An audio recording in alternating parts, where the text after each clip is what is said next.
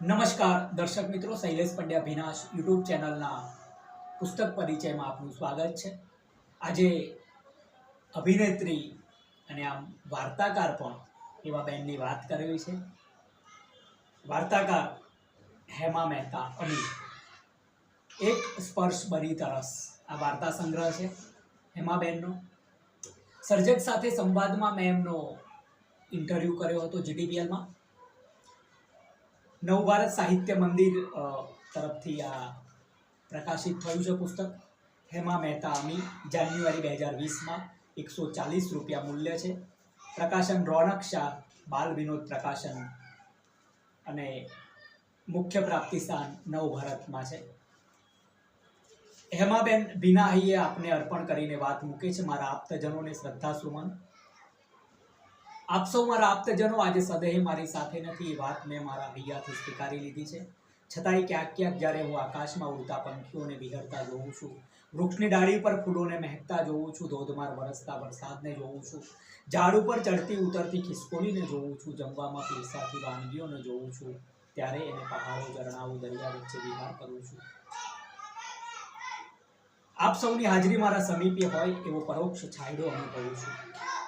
આ પ્રસંગે મારા આપ્તજનો માતૃશ્રી સુશીલાબેન, માતા તુલ્ય સ્વર્ગસ્થ પ્રેમીલાબેન, પિતા તુલ્ય સ્વર્ગસ્થ ડૉક્ટર કાંતિલાલજી મહેતા, સ્વર્ગસ્થ માનનીય સંજયકુમાર, કુસુમભાભી, વાલી નાની બેન જયશ્રી અને વાલો નાનકડો જીત, સ્વર્ગસ્થ દિનેશચંદ્ર પરીખ, આપ સૌને મારા કોટી કોટી વંદન પ્રણામ। પરિવાર સહ હેમા મહેતા અમી। બીજલ પટેલ મેયરનો સંદેશ પ્રાપ્ત છે। પ્રસ્તાવના એક બહુમુખી પ્રતિભા કરીને દેવેન્દ્ર પટેલ લખે છે, આપણા કોલમિસ્ટ। અંગ્રેજીમાં એક ઉપમા વપરાય છે, વર્સટાઇલ પર્સનાલિટી, અર્થાત બહુમુખી પ્રતિભા।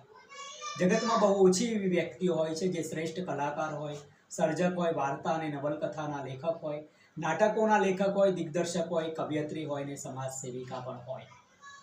રંગભૂમિ, ગુજરાતી ફિલ્મો, ટેલિવિઝન, આકાશવાણીની પૃષ્ઠભૂમિ પર સતત છવાયેલા રહેતા અભિનેત્રી હેમા મહેતા આવા જ એક બહુમુખી પ્રતિભાના માલિક છે। તેમની પાસે ભાવસભર ચહેરો છે, સુંદર આંખો છે, લાગણીશીલ હૃદય છે, મૌલિક સર્જન શક્તિ છે, શ્રેષ્ઠ અભિનય પટુતા છે અને ગૌરવપૂર્ણ વ્યક્તિત્વ છે। આ બધું હોવા છતાં તેઓ એક સંવેદનશીલ સાહિત્યકાર પણ છે। હેમા મહેતા ગુજરાતી ફિલ્મ વિકાસ નિગમના નિયામક તરીકે રહી ચૂક્યા છે। ઉત્તમ લેખિકા અને કવયત્રી હોવા છતાં ચિલ્ડ્રન થિયેટર તથા બાલ ચલચિત્ર, બાલ રંગભૂમિ અને બીજી અનેક સામાજિક પ્રવૃત્તિઓના સૂત્રધાર પણ રહી ચૂક્યા છે। વાહ, સુંદર રીતે દેવેન્દ્રભાઈ હેમાબહેનને સુંદર રીતે એમની વાતને, એમના અભિનયને, એમની ક્ષમતાને આપ સુધી પહોંચાડી છે, ખોલી આપી છે એમની ક્ષમતાને। બે બોલ મારા એક યશસ્વી પ્રતિભા હેમા મહેતા, અશોક દવે પણ લખે છે। હેમા મહેતા એક તેજસ્વી આદરણીય નામ છે। સ્ટેજ, ફિલ્મો, સાહિત્ય, સોશિયાલિટ તરીકે દસેશ દિશાઓમાં એમને આદર અને અભિનંદન મળતા હું છેલ્લા 40 વર્ષોથી જોઈ રહ્યો છું। વાહ, બે શબ્દો હેમાબેન લખે છે, હું ઋણી છું સૌની। મારા ઘડતરમાં મિત્રોનો ખૂબ મોટો ફાળો છે, મને માર્ગદર્શન આપ્યું છે। મારા અનેક નાટકો, વાર્તાઓ, સિરિયલ અંગે જાજરમાન વ્યક્તિત્વના માલિક મારા મિત્ર શ્રી દેવેન્દ્રભાઈ પટેલ પોતાનો કિંમતી સમય ફાળવી મને ઉત્તમ માર્ગદર્શન આપ્યું છે, તે માટે હૃદયપૂર્વક હું તેમની આભારી છું। દિલીપભાઈ વૈષ્ણવની આભારી છું, જેમણે મારા જીવનની પ્રત્યેક સફરના અંશો પોતાના શબ્દોમાં અંકિત કર્યા। મારા લોકાર્પણ થતા 3 પુસ્તકોની પ્રસ્તાવના તો એમના સ્વહસ્તે લખાઈ છે, માટે હું આભારની લાગણી અનુભવી રહી છું। વાહ, કાવ્યાત્મક અભિવ્યક્તિ કરે છે બેન। શબ્દોની સરહદો સુધી છે મારું રાજપાટ, આવો પ્રિય મુકામ કરો આવતા જતા। આકાશ ને સમુદ્ર શું બંને સફેદ છે? તો કલમ લઈને ઉડો ને તરો આવતા જતા। ઓઝલ થયા છે સૂર્યની સાથે ઝાંઝવા, શું જોઈ રણ પસાર કરો આવતા જતા। મારી કલમે ચડી રટણ શબ્દોની, એક નજર નાખજો સૌ આવતા જતા। હેમા મહેતા અમી। મારો પરિવાર, હેમા મહેતા લખે છે, સ્ત્રી જીવનના 3 તબક્કા હોય છે, લગ્ન પહેલા, મુગ્ધા, પછી પરણેતર અને માતા। લગ્ન પહેલા બાળપણમાં સેવેલા સોનેરી સ્મરણોને લગ્ન બાદ જો સહકાર ના મળે તો તે સ્વપ્ન સાકાર ન જ થાય।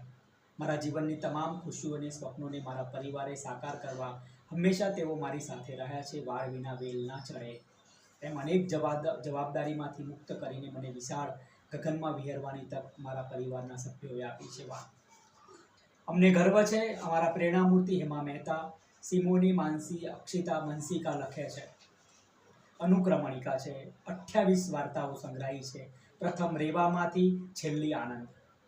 રેવામાં પ્રથમ વાર્તાના થોડા અંશો આપ સુધી પહોંચાડવા છે. નર્મદા નદીના કિનારે આવેલા સિનોર ગામના પાદરે એક નાનકડી ઓરડી. પવનથી લહેરાતા પીપળાના ઝાડ નીચે વર્ષોથી અનેક પંખીઓના કલરવથી તેની પરસાળ કિલ્લોર કરતી જણાતી. આવતા જતા વટે માર્ગો માટે માટીના 4 માટલામાંથી રેવા ડોસી મુસાફરોને પાણી પીવડાવતા.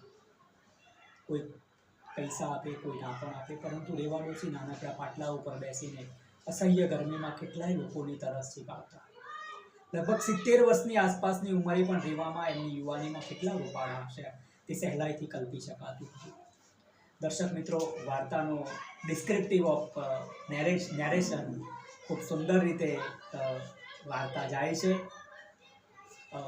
ટૂંકી વાર્તાઓ સુંદર બની છે બેન દ્વારા. પ્રેમ છાયાના થોડા અંશ. હવે આને કોણ સમજાવે? આ પાગલ જેવી ગેલછાનો કોઈ અર્થ છે ખરો? દીકરીને 24મો બેઠો. તેણે પોતાની મરજી મુજબ અભ્યાસ પૂર્ણ કર્યો. બેંકમાં સારી જગ્યાએ કાયમી નોકરી પણ મળી ગઈ. પરંતુ લગ્નની વાત આવતા તે એક જ રટણ કરે છે. મેં જેની માત્ર પીઠ જોઈ છે, તેના હાથ ઉપરનું લાખું જોયું છે, છોકરાનું મુખ કદી જોયું નથી. 6 મહિના પહેલા બસ સ્ટેન્ડ ઉપર બસમાં ચડતા યુવાનની માત્ર આટલી જ એંધાણી સિપડા પાસે હતી. એ જ પળે તેણે નક્કી કર્યું કે હું લગ્ન કરીશ તો એ જ યુવાન સાથે કરીશ. પરંતુ એનો કોઈ પણ અણસારો નથી. ક્યાંનો છે? કઈ નાત જાતનો છે? નોકરી ધંધો કરે છે કે આજના યુવાનો જેવું છેલ બટાવ છે? જેને પરણવા ઈચ્છે છે યુવાન વિશે કોઈ પણ માહિતી મેળવ્યા વિનાનો સિપરાનો પ્રેમ પાગલપણું નહીં તો બીજું શું? હેમાબેન આજની સાંપ્રત વાતો પણ મૂકે છે. છેલ્લા પૃષ્ઠ પર એમના ફોટા સાથે એમની વાતો મૂકી છે. હેમા મહેતા અનેકવિધ પ્રવૃત્તિઓમાં તથા તખ્તા, ટીવી, ફિલ્મોના નામાંકિત સંપન્ન કલાકાર છે. નાનપણથી જ રેડિયો, સ્ટેજ નાટકો તેમજ ઝગમગ મંડળમાં 7 વર્ષની ઉંમરથી બાળ પ્રવૃત્તિઓ અને બાળ કલાકારોને પ્રોત્સાહન આપી પ્રવૃત્તિમાં રહ્યા છે. અનેક ફિલ્મોમાં દર્શક મિત્રો ગુજરાતી સિંગલ સ્ક્રીનના જમાનામાં હેમાબેને ઓજસ પાથર્યા છે. અનેક ફિલ્મોમાં એમણે એક્ટિંગ, અભિનય કર્યા છે. હેમાબેનને અભિનંદન આપવા છે. એક સ્પર્શ બની તરસ ખરેખર સુંદર પુસ્તક થયું છે. અભિનંદન બેન, નમસ્કાર.